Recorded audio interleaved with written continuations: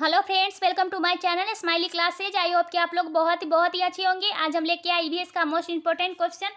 तो यहाँ पे हम देख सकते हैं कि ये पूछा गया क्वेश्चन है एग्जाम में। तो चलिए देखते हैं आज का फर्स्ट क्वेश्चन क्या है। इससे पहले अगर आप मेरे चैनल पर नए हैं तो सब्सक्राइब जरूर करें ताकि मेरी सारी वीडियो आपको मिलती रहे।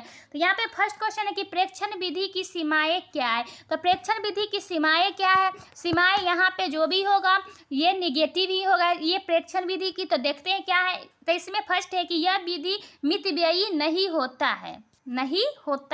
ठीक है। नेक्स्ट है, इस विधि में प्रेक्षण सूक्ष्मता से न करने से प्राप्त परिणाम अधिक वैध एवं विश्वसनीय नहीं होते हैं। नेक्स्ट है, इस विधि से व्यक्ति के आंतरिक व्यवहारों का अध्ययन संभव नहीं है। ठीक है। नेक्स्ट है फोर्थ नंबर, उपरोक्त सभी। तो इसका आंसर क्या होगा? प्रेक्षण विधि की जो सीमाएं हैं ये सब क्या है? सही है। तो इसमें ऑप्शन नंबर डी। ठीक है। नेक्स्ट है, इकोसिस्टम का सही परिभाषा क्या है? इकोसिस्टम का सही परिभाषा क्या है? यहाँ है परस्पर क्रिया करने वाला जीव समुदाय। ठीक है। क्या है? ऑप्शन नंबर ए, परस्पर क्रिया करने वाला जीव समुदाय। नेक्स्ट है कि किसी स्थान का आजीविका घटक। उसके आगे है पृथ्वी और वायुमंडल का क्षेत्र जहाँ जीव रहते हैं। ठीक है। और नेक्स्ट है कि जीव समुदाय और उसके वातावरण का संतुलित तंत्र। क्या है? संतुलित तंत्र। ठीक है। तो ऑप्शन नंबर क्या हो जाएगा? डी, जीव समुदाय और उसके वातावरण का संतुलित तंत्र। नेक्स्ट क्वेश्चन देखते हैं।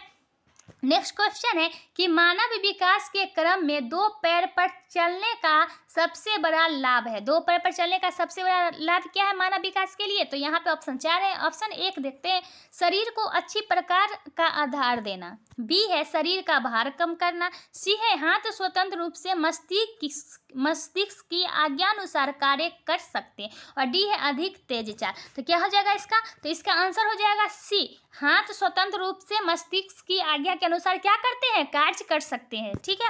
नेक्स्ट क्वेश्चन देखते हैं। नेक्स्ट क्वेश्चन है कि भूकंप की तीव्रता मापने के यंत्र को क्या कहते हैं? भूकंप की तीव्रता मापने वाले यंत्र को क्या कहते हैं? ऑप्शन ए है फिजियोग्राफ, बी है सिस्मोग्राफ, सी है कार्डियोग्राफ और डी है बैरोग्राफ। ये हम बार बार ये क्वेश्चन रिपीट कर रहे हैं तो इसका आंसर हो जाएगा बी, सिस्मोग्राफ। ठीक है। नेक्स्ट है, सूर्य के निकटतम वाले ग्रह कौन है? सबको पता होगा। ऑप्शन ए है मंगल, बी बृहस्पति, सी शुक्र और डी क्या है? बुध। तब सूर्य के जो निकट है वो कौन सा ग्रह है? तो ये है बुध। ठीक है।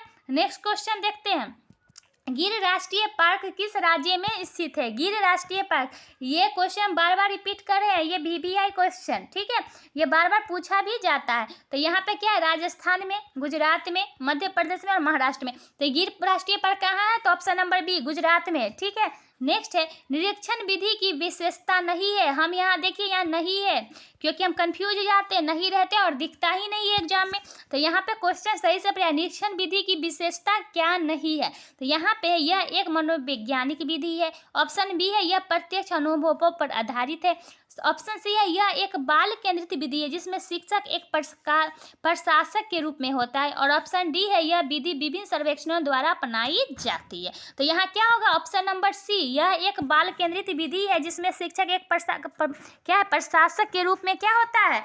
प्रशासक के रूप में होता है। तो ऑप्शन नंबर सी क्या हो जाएगा? Right answer.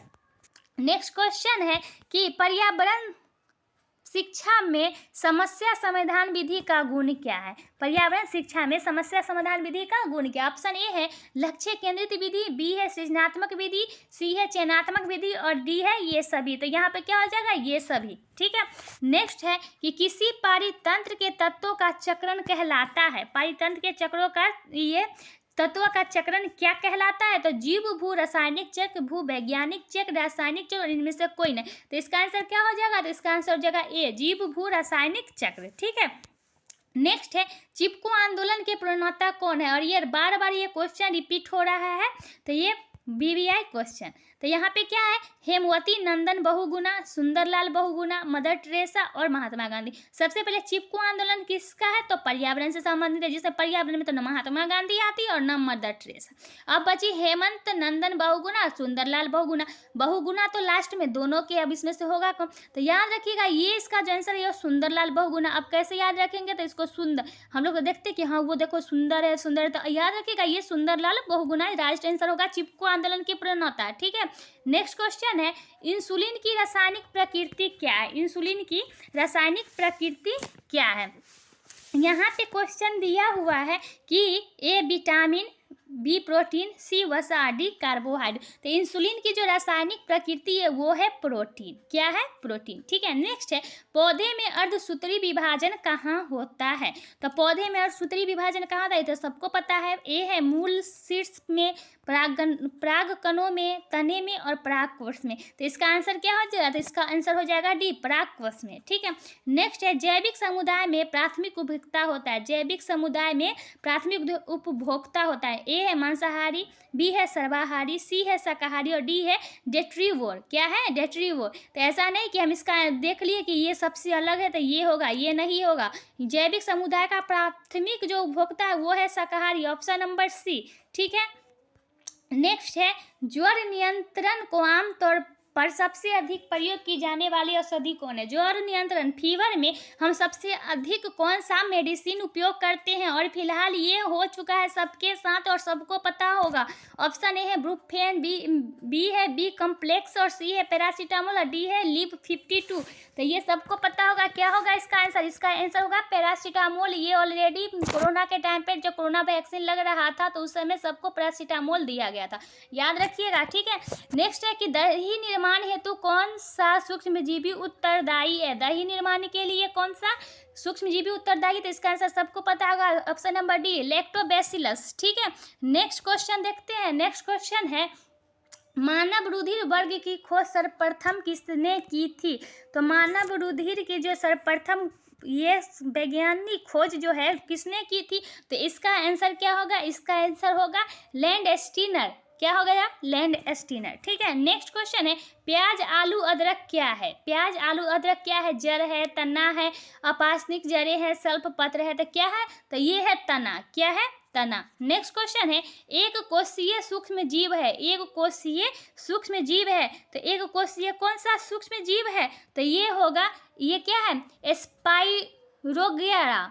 बी है विषाणु, सी है पैरामीशियम और डी है हाइड्रा। तो इसका आंसर क्या है? Option number C, paramecium. ठीक है। नेक्स्ट क्वेश्चन देखते हैं। नेक्स्ट है कि निम्न में से कौन सा पादप उत्पाद साबुन का विस्थापन करता है? किसका? साबुन का।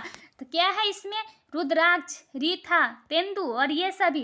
तो ये है साबुन का। कौन सा? साबुन का। तो यहाँ पर क्या हो जाएगा इसका आंसर? तो इसका जो आंसर होगा, रुद्राक्ष तो होगा नहीं, तेंदु भी नहीं होगा, रीठा। रीठा हो सकता है क्योंकि हम लोग रीठा से क्या करते हैं? बाल धोते हैं। तो ये साबुन का विस्थापक है। ठीक है। नेक्स्ट है, निम्नलिखित वाहनीय ईंधनों में से किसको आजकल पर्यावरणीय स्नेही माना जाता है? क्या क्या माना जाता है? पर्यावरण स्नेही। ठीक है। ऑप्शन ए डीजल, पेट्रोल, द्रवित पेट्रोलियम गैस, संपीड़ित ये प्राकृतिक गैस। तो इसका आंसर क्या होगा? ये पर्यावरण का स्नेही, पर्यावरण का दोस्त माना जाता है। तो ये होगा ऑप्शन नंबर क्या हो जाएगा इसका? डी, संपीड़ित प्राकृतिक गैस। ठीक है। नेक्स्ट है, गैसीय अपशिष्ट है। गैसीय अपशिष्ट है यहाँ क्या है? सब्जी एवं फलों के छिलके। बी है घरों में नालियों का गंदा होना। सी है खेत खलिहानों से निकलने वाला कचरा और डी है लकड़ी कोयला से जलने वाला धुआं। यहाँ गैसीय अपशिष्ट है, गैसीय है तो कौन सा होगा? ऑप्शन नंबर डी, लकड़ी कोयला से जलने वाला धुआं। ठीक है। अब नेक्स्ट क्वेश्चन देख लेते हैं। नेक्स्ट क्वेश्चन है कि निम्नलिखित में से कौन सा पौधे दूर दूर प्रसारित होंगे? क्या है? दूर दूर प्रसारित होंगे। ऑप्शन ए है बीजाणु द्वारा प्रकीर्णित पौधे, बी है बीज द्वारा प्रकीर्णित पौधे, सी है फल द्वारा प्रकीर्णित पौधे, डी है कायिक जनन द्वारा वितरित। क्या? तो इसका आंसर क्या हो जाएगा? तो इसका जो आंसर होगा वो होगा ऑप्शन नंबर सी, फल द्वारा प्रकीर्णित पौधे। ठीक है। नेक्स्ट क्वेश्चन है कि जब एक जीव लाभ लेता है बिना दूसरे सहवासी जीव को प्रभावित किए तो क्या कहलाता है? तो ए है परजीवी, बी है सहभोगी, सी है मृतोपजीवी और डी है सहजीवी। तो इसका आंसर क्या होगा? तो इसका जो आंसर होगा वो होगा बी, सहभोजी। क्या होगा? सहभोजी। ठीक है।